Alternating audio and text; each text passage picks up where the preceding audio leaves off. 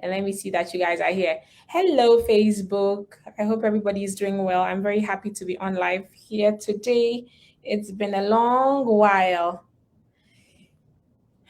So awesome. I see the waves and I see the emojis. Okay, fantastic. Today we're going to be talking about an interesting topic. But before we do, um, let me put this caveat out here. Please make sure that if you're trying to schedule a consultation, you do it either through our DMs or our telephone numbers or our website. Okay, don't go anywhere else to do any other thing. Just make sure you're using our social media pages that you know belongs to us. There are so many unscrupulous people out there. They have to use fair or foul means to get what they want. Okay, so please be mindful of interacting with people who are impersonating other people. So we're going to be talking about something exciting. I shared a reel, I believe, on it last week. We're going to look at it more closely today. So yes, I'm located in Virginia. I'm very exhausted today. It's just been a very hard day, but I felt like I had to come on live. It's been a very long time. I used to come on live on Facebook in the past quite a lot. But these days I'm spending a lot more time on TikTok, like doing more videos on TikTok. So that's why I haven't been coming on live on both Facebook and Instagram. Okay, so guys, we're going to be talking about the new method that may be used to regularize the status of roughly 7 to 8 million immigrants in the US. It's known as the registry method. I discussed this method into detail last year. Last year, when there was the Build Better Back Act, and then the Democrats introduced the registry method. They wanted to update the date in the registry method, and that was denied by, I believe, the Speaker of Parliament. I'm sorry, not Parliament, the Speaker of Senate, I believe. It's been a while. So, well, let's get into what we're going to be discussing. The registry method, it's been reintroduced again by Democrats, and they are pretty much seeking to update the date in the Immigration and Nationality Act. So there's a registry method that people who have been present in the US since 1st January 1972, they can show proof of the fact that they've continuously resided in the US since that time, and then they can apply for a green card and then file an adjustment of status process through the registry method by merely by reason of the fact that they have been present in the US since 1st January 1972. They've had continuous presence. Okay, so apparently between the year 2015 and about 2018, just 305 people have applied through the registry method, or have applied through the registry method. And yet we have millions of people every year applying for green cards, right? Sometimes 1 million, 1.5 million, 900,000, as many as those people. And if we have just about 300 people applying through the registry method, then that means that method is outdated. Okay, because if you calculate between 1972 and now, apparently it's about 50 years. So you should have been living in the US for more than 50 years before you can use the registry method. How many people are alive today who have been living in the US for more than 50 years, right? Immigrants. I'm talking about immigrants. Most likely such people are probably in their 80s or 70s, very close to, the end of their lives. So that will not matter to them. More of the youth, they've been here much later than 1972. So that 1972 date is very outdated.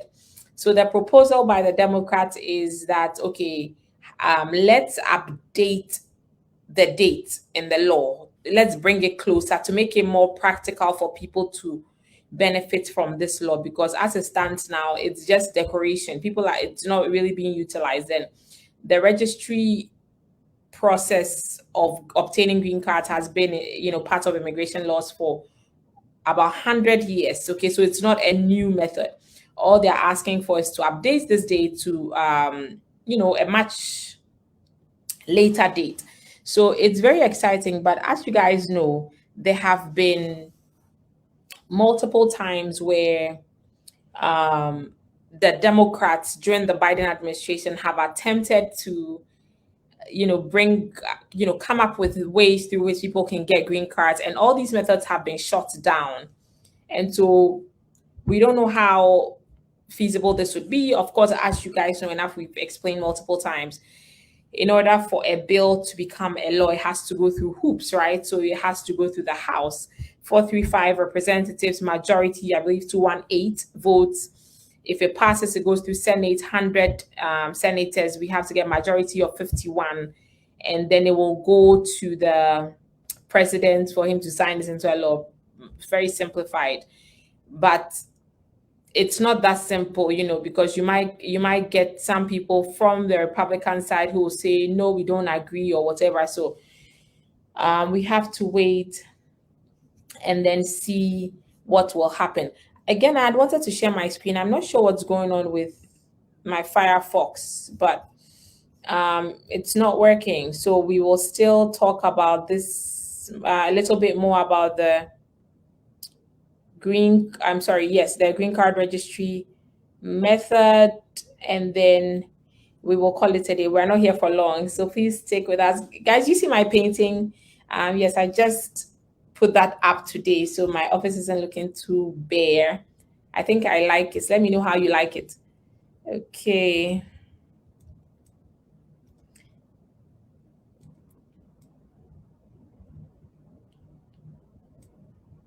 Okay, so what they're trying to do is that they want to use the rolling method. They want to use the rolling method, and what that means is that applicants for the new green card registry method should have lived in the U.S. for 7 years at least in order to become eligible.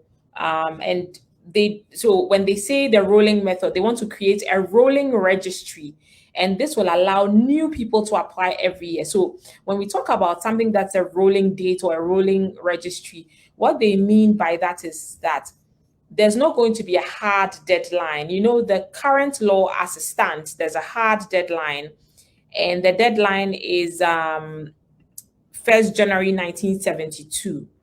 If we're using a rolling registry, every year there has to be new people. So for example, there's no set deadline. There's not going to be a deadline that will say, okay, if you came here before 2015, or if you came here before 1st January 2015, that's when you can apply. When they put that hard deadline in there, 30 years later, they are going to probably have the same challenge. So that they want a rolling registry where even if it's in 2020, let's say it's in 2030, and you've been here in the US for at least 7 years, which is 2030, so that will be 2023, you can still apply through the registry method. So let's wait to see how this will pan out. I hope this makes sense, but they want to use, they want to use the rolling registry method, or the rolling, they want to create a rolling registry, simply put, and it will allow new people to apply every year, because new people will be eligible every year. So if this year you're not eligible because you didn't come in 2015, much later you will be eligible after you've spent about 7 years in the US. So that's what they're seeking to do. So we wait and we see how. I've kind of lost hope, because they've come up with multiple ways through which people can obtain green cards, the undocumented immigrants. But each time there's some fight back stating that this is sort of amnesty, and they are going to encourage people who do not come to the US lawfully. Please drop your questions, and then we will take a look at them. and then try to answer a few of them before we get off, okay?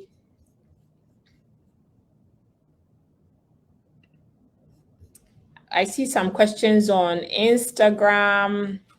Please let the questions be related to, okay, so Berin Y says, so this does not apply to people that came here in 2001.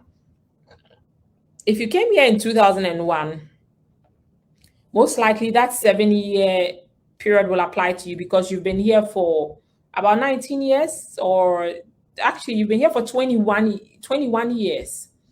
So that will most certainly apply to you if the registry date is updated to a later date than what we have now currently in the laws.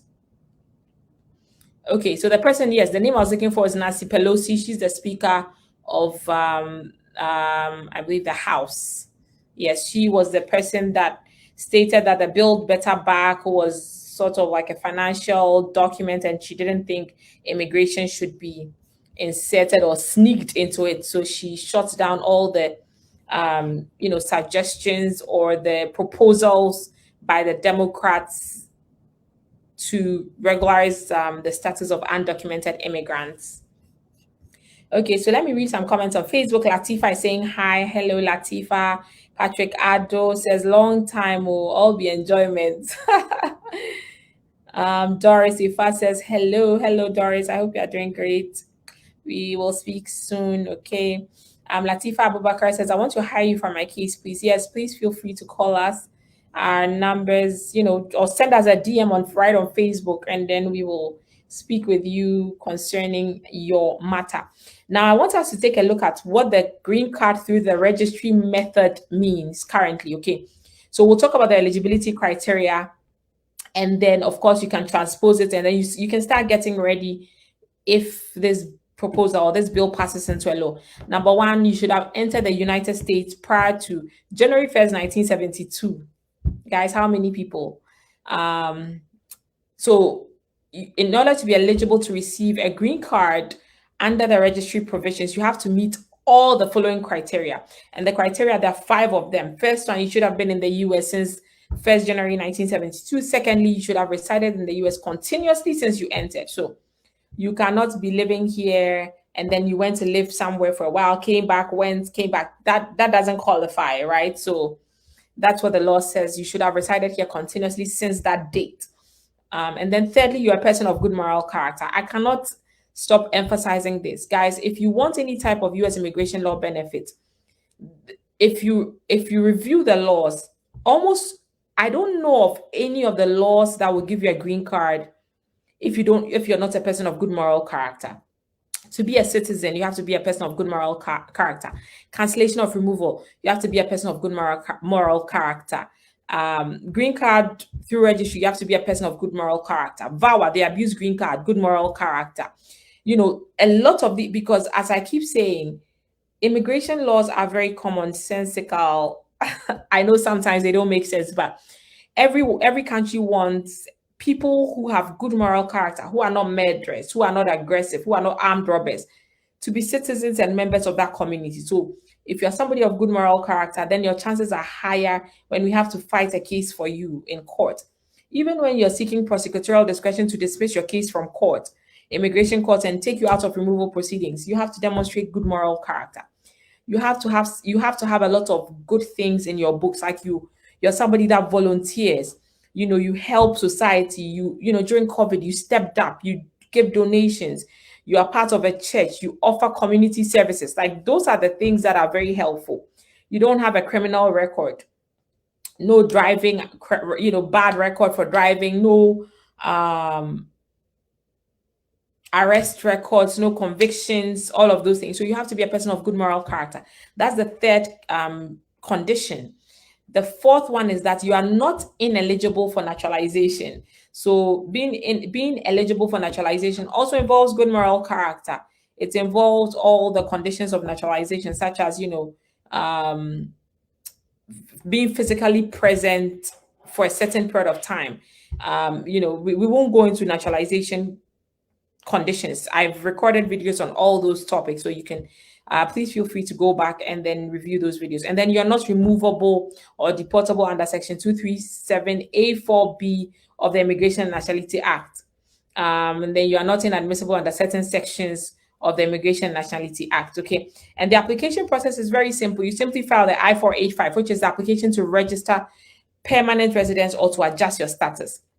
So that's it. So if this new proposal or this new bill becomes a law, these are the 5 conditions most likely you'll be required to meet in order to get a green card if you are undocumented. Now, whether that law will be passed or not, it will turn, whether that bill will be passed and will be turned into a law is a matter for another day.